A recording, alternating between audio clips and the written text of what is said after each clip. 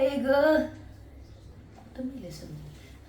काकू अय काकू कधी येईल काय माहिती. आई आई आई आई आई आई आई ग काकू अगं माझं डोकं लय दुखतंय बघ बाई. अगं कुणाच ठाऊक काय झालंय.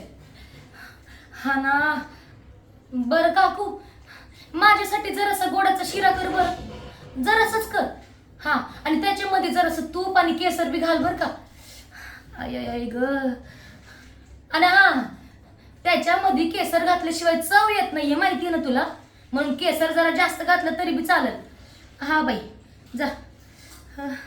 आई आई आई आई आई आई मस्त शिरा आणलाच बाई शिरा. हा दे. हा बरं झालं बरं का बाई, बरं झालं. आता शिरा खाऊन माझं पित्त बघ असं पळून जाईल असं. हा आणि शिरा खाऊन जर असं घटकावर पडलं ना मग तर लईच भारी वाटेल मला. हा शंभू बाळा अला तुला पण शिना खायच्या, शिना खायच्या हो शिरा खाव.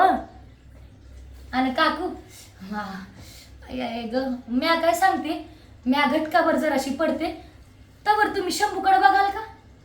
आणि हा आवाज ना त्याची आंघोळ बी नाही झाली माझ्या राजाची, त्याची आंघोळ बी घाला बर का. हा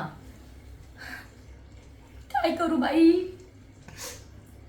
मीच घातली असती पण ही माझी अवस्था अशी, म्हणून तेवढे आजचे दिवस त्याची आंघोळ घाला. हा हा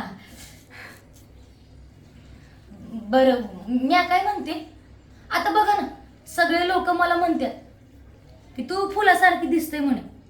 मग आता फुलासारखी दिसायला फुलासारखी राहावं बी लागेल की नाही. हा म्हणून आपलं खाऊन घेऊन आहे ना आरामात राहायचं. हा बरं तुम्हासनी ना राग नका येऊ देऊ. एकदा का ती दिगाची बायको आली ना लग्न करून ह्या घरात तुम्हाला मी काय बी त्रास देणार नाही. हा आई आई ग मग ती माझी हक्काची नोकरानी असेल की. हा बस फक्त तवर तुम्हाला माझं थोडंफार काम करावं लागेल बाई. हा घ्या माझ्या शंभू बाळाला बघा, घ्या घ्या बाई. आता मस्त पैकी हा गोडा धोडाचा शिरा खाई केसर घातलेला आणि आईनं झोपून घे.